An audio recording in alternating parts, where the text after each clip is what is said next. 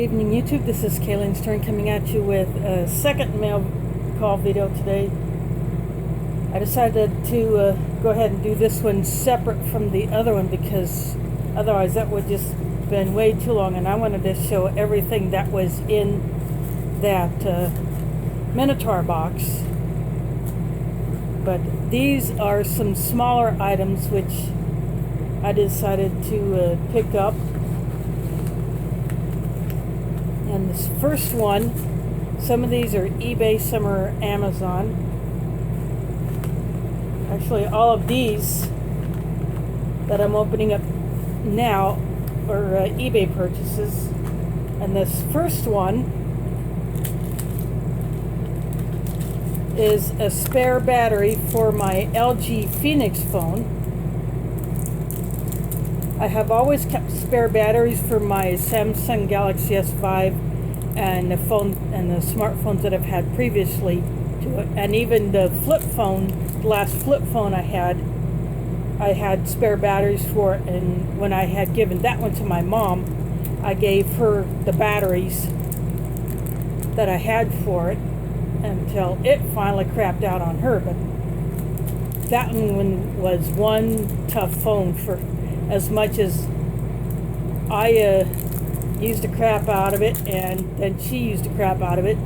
But it's good to have spare batteries for your cell phones because after so long, they just don't hold the charge as much as they used to. And with my Galaxy S5 that I'm using to record this video, one of the batteries that I have has gotten fat, and you don't want to use a flat battery like this when it's swelled up.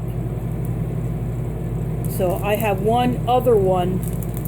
I'll probably end up switching to that one pretty soon,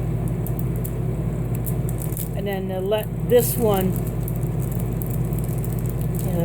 take a time out, so to speak. And since I'm still using the Galaxy S5, I may see if I can find some more batteries for that one.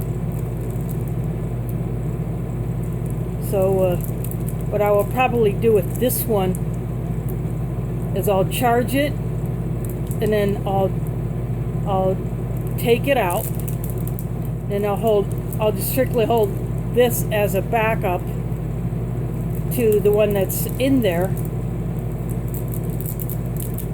since I don't know how long that battery or that phone was in use before I got it from the cell store where I got the Phoenix 3 from. But that, so even when you do switch out your phones every few years, it's still a good idea to have a few extra batteries because you may not always be in a position to charge it up, or you may not have time to charge it up. When I was working as a home health aide, that is the thing that I dealt with, because I would be on the move and I would just have enough time to swap the battery out while I'm waiting for a bus. I would not have time to charge it, and I would not get much of a charge when at a client's house, because I would still need to be able to take calls from the office while I was at a client's house, because I may have something that come up. I may have had a schedule change, or a client cancel, or I had to switch with someone else, or I would be asked if I could take on an additional client, and all that. So when you do a field job like that, you have to be in communication all the time, and having extra batteries for your phone and have them charged up is definitely a good idea. So that's the first thing. And these are actually not all that expensive, so later on I may even get another one of these, because I used to carry 3 of these batteries for my S5. And then the next item is something that is for I guess it's my ongoing project. I got a different style of these pony beads. There's a lot more of a color variety than those green, black, and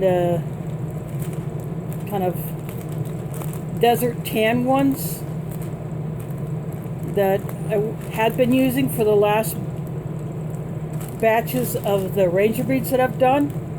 This one has more of a color variety.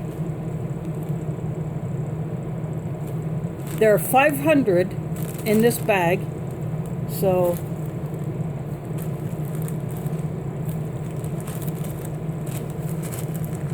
I can make a bunch more of these Ranger beads. You know, cut a shoestring in a standard length shoestring in half. I can get 2 strings of Ranger beads. I cut a bootlace, a longer bootlace in 3s. I can get 3 strings out of just one longer bootlace.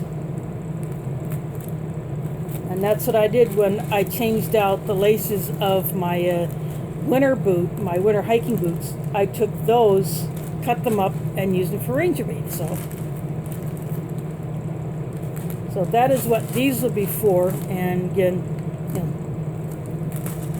these are the ones that I have sold for $2 for the ones when I'm using this size bead, and the minis that I'm using thinner strings and the smaller beads I had sold for $1 each. And since I found a few more of those, you know, if anyone is interested in Ranger beads that I do make, I do have some shoestrings that I can use, so I'll be knocking some of these out.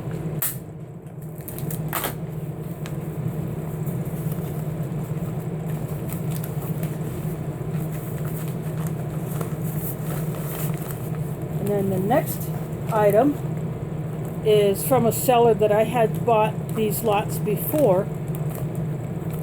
And all this person did is just stuff this full of paracord remnants. But this time I got colors that I had not had before. I got some pinks, I got some neon yellows. This is what this seller calls scrap, or remnants off of rolls or hanks from projects. And then this person just basically sells it by like a half a pound by weight. And even if some of these lengths may not be seemingly be usable, even something this short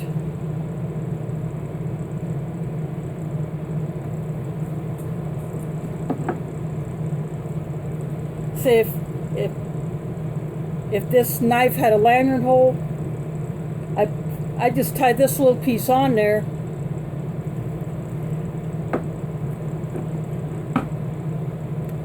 or even say if you have a ferro rod that's got a hole in it and you just put a little piece on there like that. Of course, I've added the purple duct tape since then, just to have a little more to grip on. But something like that, you can make that item your own. And something this bright, you could tie down a tent peg that has a hole in it, or just around the top of it, or through the quarters that you're using to tie down to that tent stake. You know, it'll be more visible when you're going to look for them to pull them up. Or you can just tie it on a zipper to make a bigger zipper pull. Something this short can have that kind of a purpose. And that's what I like about these these lots, plus different colors. You know, it's kind of hard to see with the lighting that I have in here, but you know, it's just fun to get these bags of what some would call scrap, but can still be very useful. You know, I have had this one before in another bag that I got from the same seller.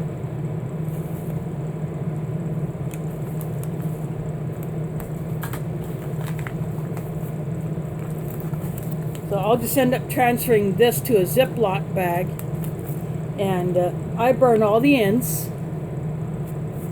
just so that they don't fray.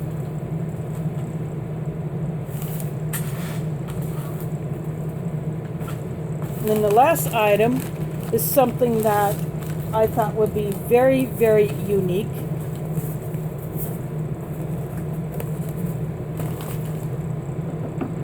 Bring that knife back out again, because I didn't cut the tape on this.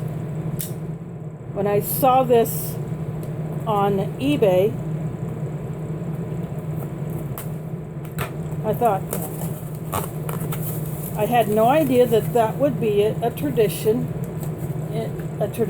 art in Poland.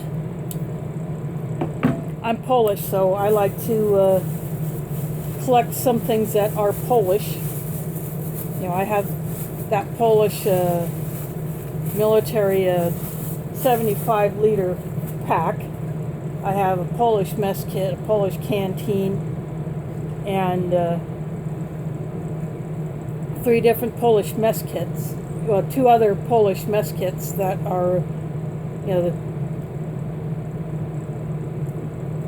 that look closer to, you know, they're a round one. And there's another item that this person has that has these similar patterns on it. And this is a wooden cup. Not quite in the form of a kuksa, but this has a sticker on it from when it was made and where it was made and by who. And that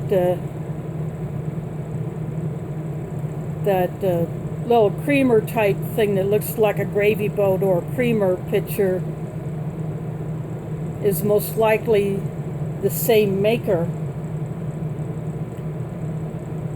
And this appears to be hand done. The little carvings down here are a bit irregular, but that's what gives it its character. And this feels like raw wood.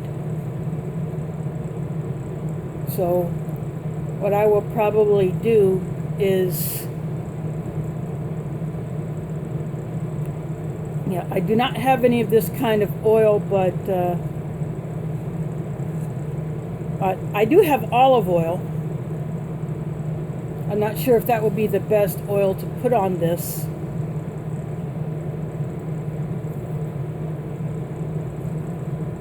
But I do want to put some kind of an oil on it.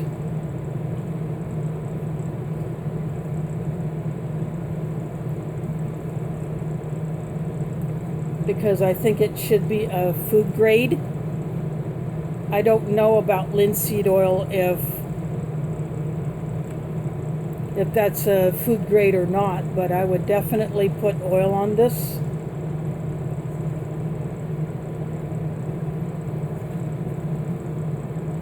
I just thought it was kind of unique and something you don't see too often. Obviously, this wouldn't be a good backpacking item. You know, if you want to go super light, but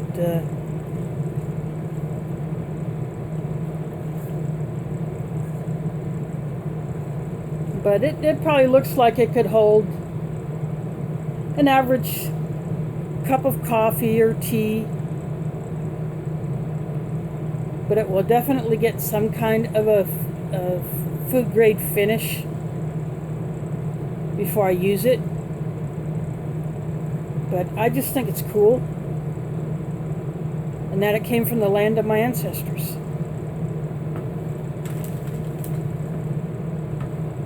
So this is all I've got for now, and I'm